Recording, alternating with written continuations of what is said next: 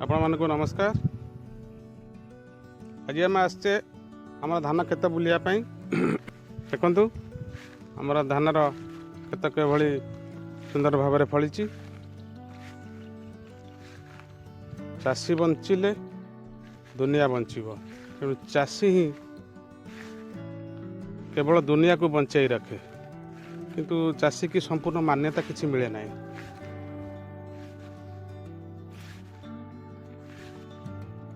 देखु आम आज बुलवा आमर बिलरे धान किभली देखु बर्तमान धान आमर पाचिबा आरंभ हो गला।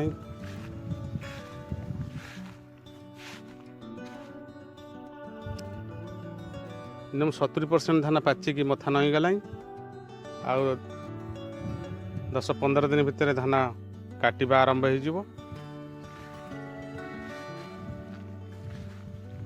चाषी बंचिले दुनिया बंचब, किंतु चाषी तो किसी मान्यता दि जाऊ ना।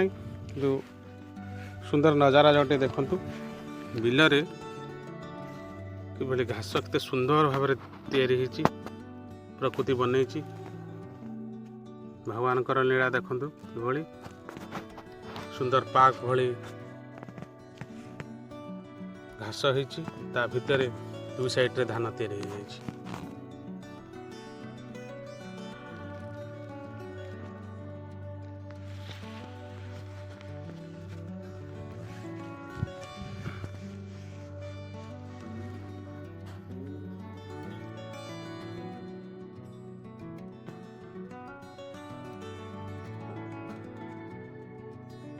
बिलरे पानी अच्छी, पानी एपर्यंत भी सुखिनी।